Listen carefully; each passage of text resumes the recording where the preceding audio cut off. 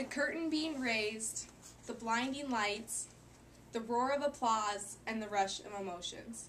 This is the beginning of a wonderful dance performance.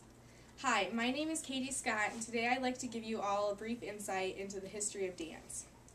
I've been tap dancing since I was 3, and with over 15 years of experience, I'd like to say I know quite a bit about tap. Growing up, I was constantly in and out of the dance studio. In fact, there were times I would much rather be dancing than hanging out with friends or going to the mall. Dancing provided an outlet for me to release my emotions in a positive way, but did much more than that for me. And I think through my speech you'll see how the history of tap can benefit all that attempt this style of dance. Now normally I'd be up here teaching you how to dance, but today I decided to go a different route. To fully understand the art of tap, it is vital to know the history. Like in politics, a citizen cannot be active in political affairs unless they know the history of each political party and what each party represents. When I was learning how to tap, I didn't think that the history of it was very important, but I was extremely wrong in thinking that. After learning the history of dance, my interest in tap dance soared, and the sky soon became the limit for my skills. This is what sparked a great love for dance for me. So that is why I'm going to give you a brief rundown of the history of tap. First, it is said that in the 1840s, when two groups, emancipated slaves and Irish immigrants, met in New York City, that they formed a type of dance called percussive dance. As Anka Kelly notes, both groups were poor and ostracized from mainstream society. But they also shared something else, a love for percussive dance. Percussive dance is the basis for all tap. Once tap became known, it became extremely popular and found its way to the spotlight.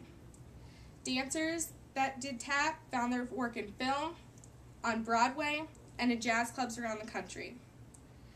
A lot of these dancers became well known and famous, and some of these include Fred Astaire, Gene Kelly, Ann Miller, and Eleanor Powell. Fred Astaire. Fred Astaire became famous through Broadway. He was known as a legend for his skills. He did tap, ballroom, you name it, anything but ballet. He had the delicacy, the finesse of timing, and that God-given harmony of gesture that ballet strives for. His passion inspired all that saw him perform. Sadly, though, in the 1940s, ballet became famous.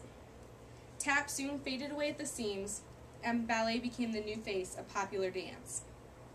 With the rise of ballet, the play Oklahoma became well known. Through the recession, though, tap dance did recover.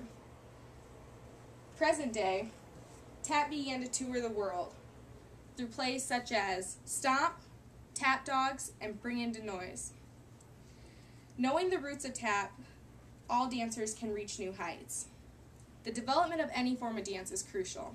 The development of dance is crucial and is linked to climatic, geographical, and economic factors as well as costume.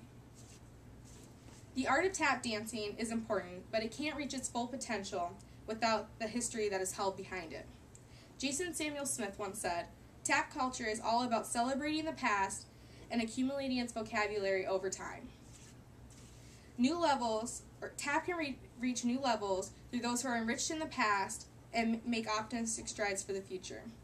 In closing, I like to quote Jason Samuel Smith one more time, when he says, "Those who don't know the history of tap cannot know its future." Thank you all for listening, and I hope that you learn that without knowing the history, we cannot make a bright future.